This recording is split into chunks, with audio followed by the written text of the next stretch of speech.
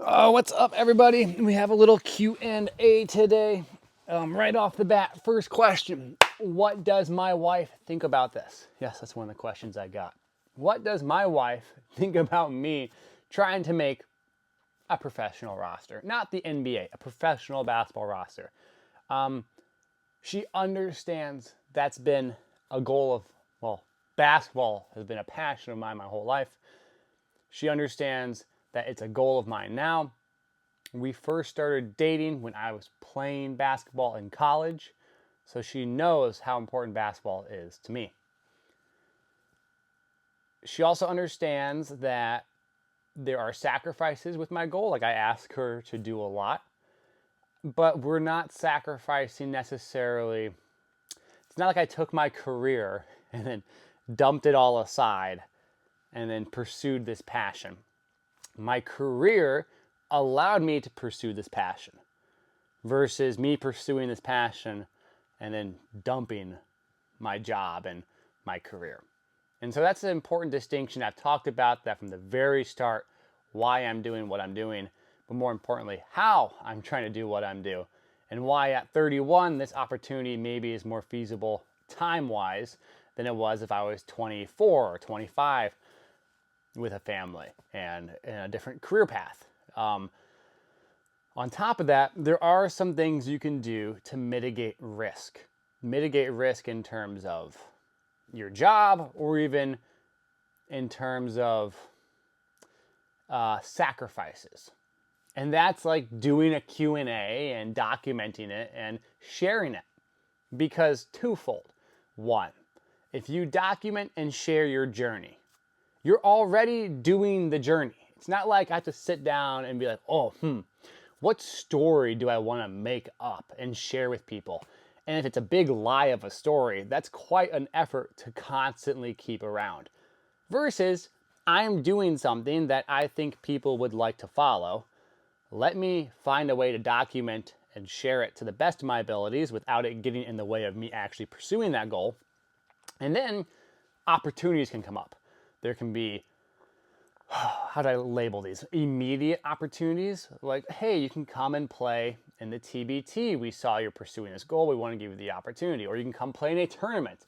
Like, I'm going to play in Chicago in October. Or you can come play in a league. Very immediate opportunities. And there's medium term, like, returns. So I might post stuff.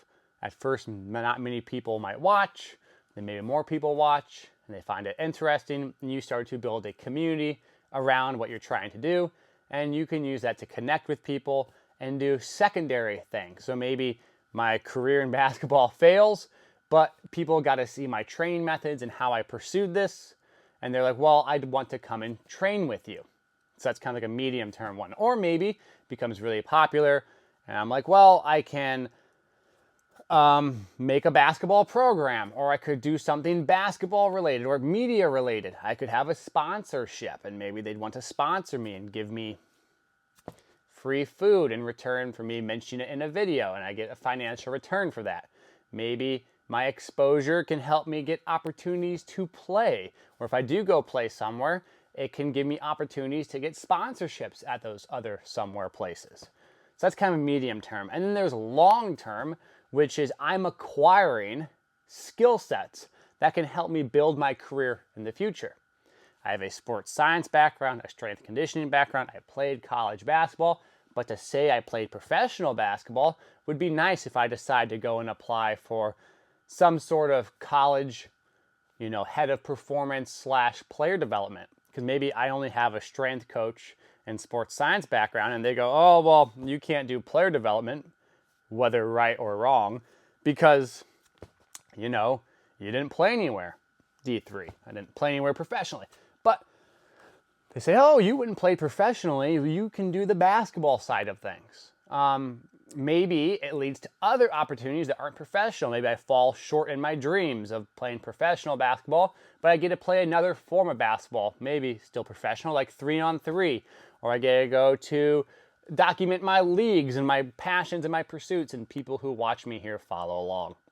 The point of all this is when you have a plan, it's easier for people to support certain things than just a complete whimsical pursuit of something that you yourself have trouble defining. Now, I have trouble defining it in the sense of like, I don't know exactly where it will go.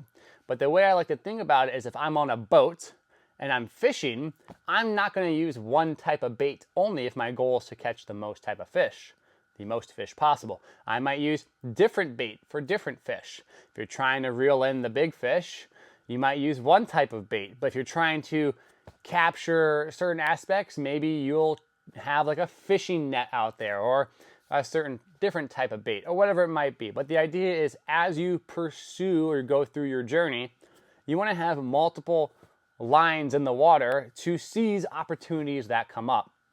And so when I talk to someone who's pursuing something a little bit different than what they maybe had thought their career would be, and they want to do that something, it's important that you should think about things that you can do while doing that something that mitigate the risk of doing that something. I know that's redundant in verbiage, but the idea is very simple, is that if I'm climbing a mountain, this is what I tell my athletes, I don't just want to enjoy the view at the top, I want to enjoy the view along the way.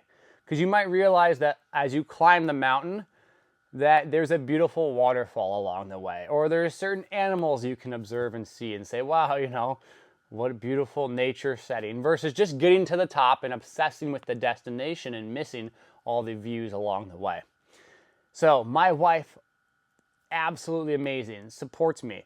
And there's a give and take, right? I'm not just going to want to play professional basketball in any specific place. It needs to be a place that is conducive for my family, something that she would enjoy, she would like, something important for my kid. And so it's a family affair in that sense. But she totally understands what I'm trying to accomplish. And as long as it doesn't get in the way of some of the things that create stability within our family, then it's totally fine to do. So she allows not the right word, because it's not like she's like, you know, allow or disallow. It's more like she supports and makes possible a lot of the stuff because we have this discussion early on about what I'm trying to accomplish. And then I myself can have like any healthy relationship, some exchange of, well, I think this and let me explain this reason. Because if I do go play overseas, I would love to actually take the documentation of it more seriously. I'd love to actually get a real camera versus just a phone and showcase what it's really like to go do that. Again, something maybe she would want to take on as a role, because then it would help mitigate some of the time I would have to put forth to document it. And I can play, I can do my social media stuff like I normally do, but not take on another larger task. But also it would give her something to do from a business side as well. So there's lots of things that you can do. And I think it's really important for you to understand the relationship with your significant other, the situation you're in. And then again, most importantly, is understanding that the destination isn't the only opportunity. Building a community, sharing your stuff with people who maybe find it interesting is beyond important for two reasons. One, because I do these videos, at a bare minimum, I have some media background. If I want to go take on a job, let's say I want to go take on a job at a new training facility and they have some media department they're trying to hire, I could say, look, I can work in media. I know how to edit. I know how to put together cameras, put together clips, operate a camera. I have some experience in that. So you provide more skill sets because you develop your skill sets when doing this. And secondly, the other aspect of this is it provides opportunities for me to have discourse in other areas that I wouldn't normally have opportunity to have discourse in. Talking to you about managing my family and my pursuit of my professional career isn't something that I could just normally go online. Well, I could, but not many people I don't think would engage with it. If I just went online and then said, let me explain some random stuff to kind of just the existence of YouTube, versus now I can talk about this stuff because I was asked this question. Does that make sense? So opportunities I put out give me opportunities to then walk down those paths. Like I say, ask me a question. Someone asked me a question online. Does your wife support you? Now I can discuss it. I try to be as transparent as humanly possible during this process, because I think it's not just important to, maybe see what I do and see how I fail or succeed or the things in between, but also to see the opportunities I take on. There's a really cool podcast I listen to. I think it's called Gimlet. There's a drink called a gimlet. I don't know what it is, but I believe that's what's derived from. It's a podcast about making a podcast. And he literally would make a podcast, but then document his attempt to get funding and start a podcast company.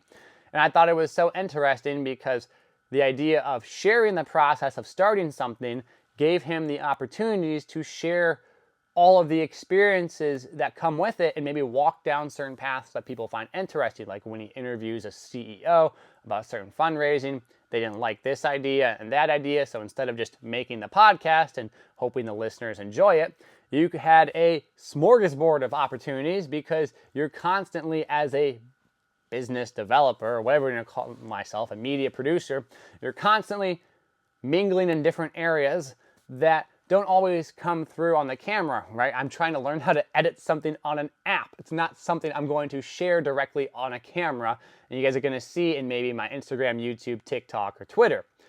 You might not see how I organize my posting. You might not see who I speak with to get ideas. You might not see any of this stuff. You just see the end result. But in reality, the end result is a composite of all these other things. So I try and share that with you here. And so that mindset allows me to offset maybe some of the risk associated with pursuing a random career path. But again, my career path isn't totally random because I do have a background in this. I do train people. It is not a completely one-off career path. So maybe that helps a little bit as well. So good question. Appreciate it. If you have more questions, feel free to ask. Thanks.